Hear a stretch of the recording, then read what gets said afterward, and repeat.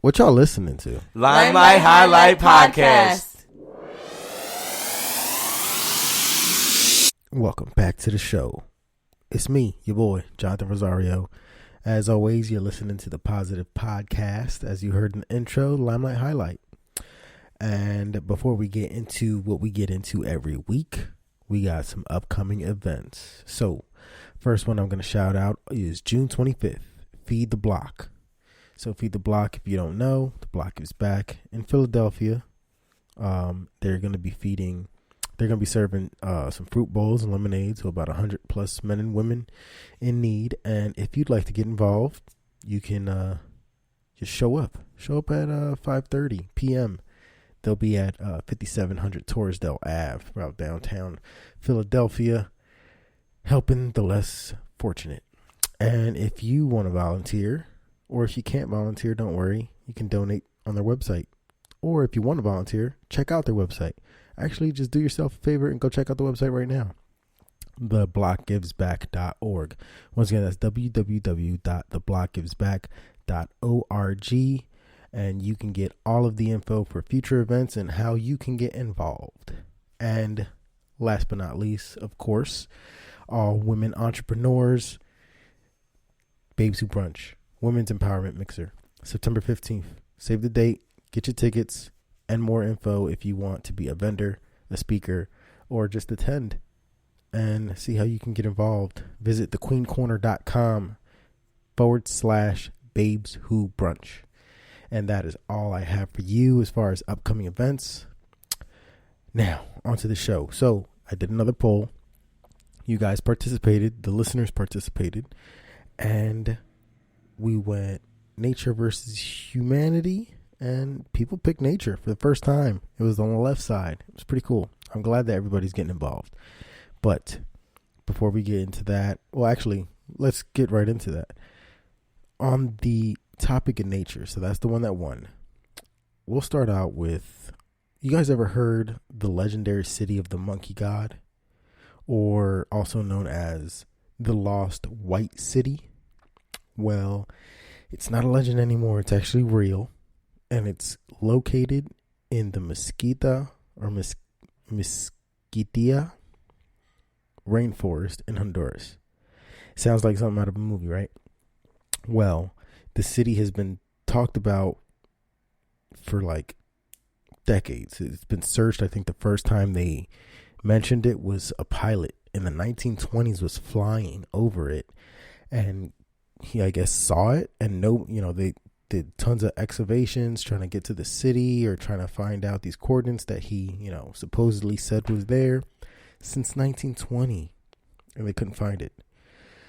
Well, until 2015, it was just a legend and is only accessible through helicopters. So they found the city in 2015, and the only way to get there, because I guess the bush or whatever it is that people travel through to get there, it's so much that they have to be flown in through helicopters, like scientists and stuff like that, people who are trying to discover the place. I thought it was pretty cool. It's guarded by a bunch of armed soldiers to protect the area from drug traffickers and predators in the area, and protecting the people who are flying in there, of course. But the story that we're going to talk about today is not just about the lost city. It's about what's in the lost city. And as I said before, the poll you all participated in was nature versus humanity, and you picked nature. So this article is especially amazing because since the discovery of the White City, dozens of creatures that were thought to be extinct have been found alive in this jungle, in this rainforest, in the lost city, as well as quite a few set of new species that has actually never been seen before. So I thought that was, I want to get into this because it's something out of a movie. You hear, the lost city, and you think of Indiana Jones and all the craziness going on with there, and like maybe the natives and some crazy legendary stuff goes on. It's not that exciting because this is reality, and the real world doesn't work like that, unfortunately. But all the same, I think it's still extremely exciting that we're hearing about these things, and it's 2019 when you think most of the world has already kind of been discovered, or we already know about it, or know that these animals or, things like that have been being done. So back to the article that I was reading. So back in 2017, they had researchers from Conservation International, which is an American nonprofit environmental organization. And their goal is to protect nature as a source of food, fresh water, livelihoods, and a stable climate. Well, they conducted about 3 weeks of research, and throughout their expedition, they were there for about 3 weeks. And since the rainforest is one of the most unexplored areas in Central America, the team's goal was to kind of shine some light on the ecological state of the area.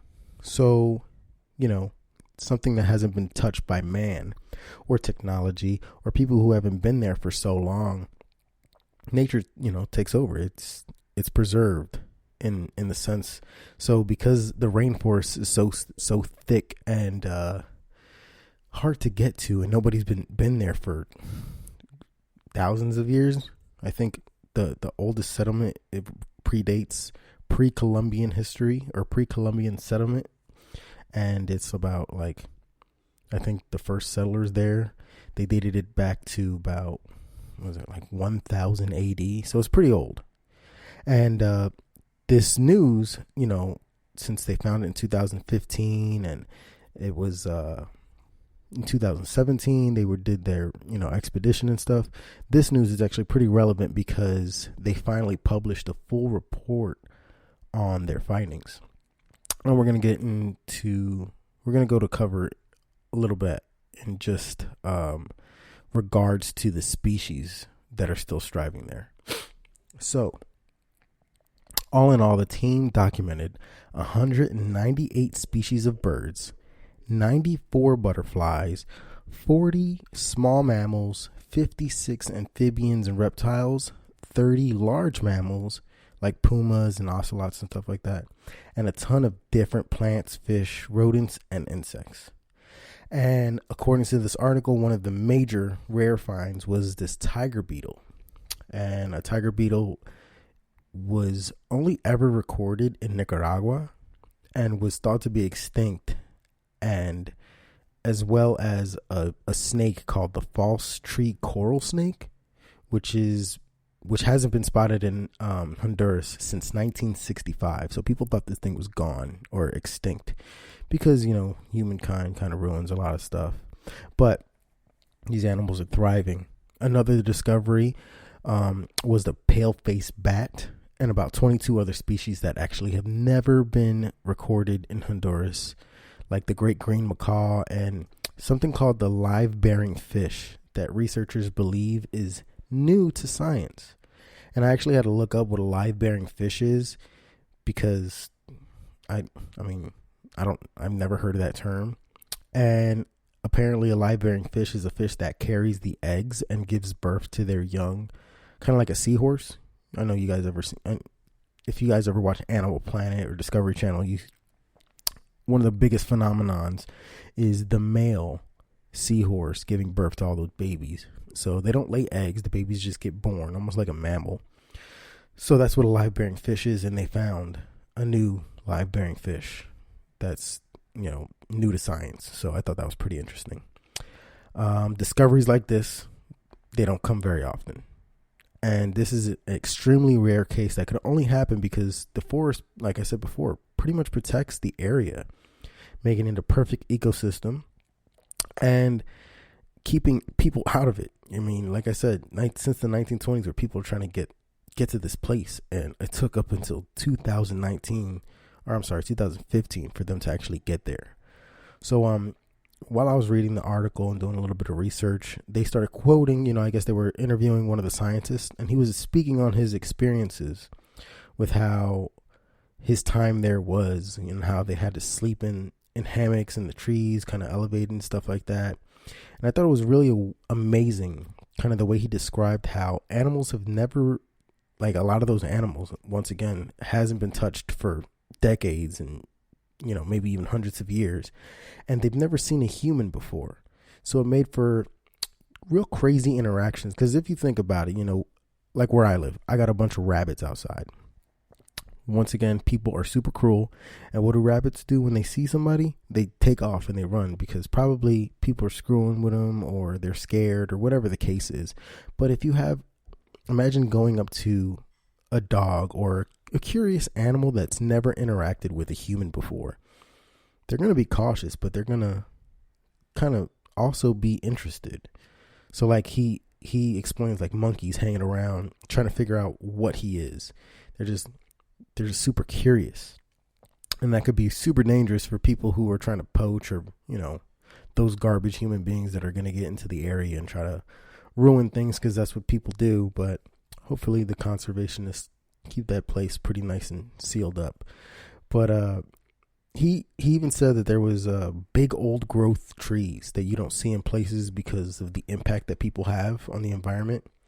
So these trees haven't been touched. They've been perfectly preserved, and they're massive, and they range from hundreds to even thousands of years old. Can you imagine seeing trees? Think of, you guys ever see Avatar? With the blue people, that movie that made a whole bunch of money back in the day. So like, obviously it wouldn't be trees that big because people could see that from far away. But just imagine a little place like that.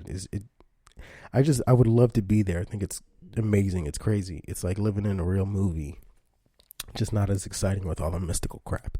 But all these discoveries made this place very, according to the article, made it a very high conservation priority. And they're hoping that they can conserve the whole area, make sure it doesn't get polluted with humans and tourists and damaged with all the animals and stuff there. And they say we can learn a lot on how we can make changes and understand and add the conservation to our ecosystem, help us understand those changes that we need to make in our own environment. So I hope they keep this place as pure as they found it. I hope people, don't ruin it like we ruin everything else. And I say we, because I was reading this Facebook article. I see a lot of dumb articles on, flowing through Facebook. A lot of them are biased and nonsense, this and that. But this one article was explaining how we have killed over 65 species in the amount of like 5 years or something like that. Excuse me. And I'm reading the comments, because everybody likes to comment. And the comments people are like, "Oh, I didn't have nothing to do with that," or don't put we in this. I didn't kill those animals, or this and that. And I just think to myself, people are so self-centered, because the article is clearly stating we as human beings. It doesn't matter if you didn't contribute directly to killing an animal, or being the cause of an extinction of a species of animal. If you didn't do anything to help the animal, you're a contributor.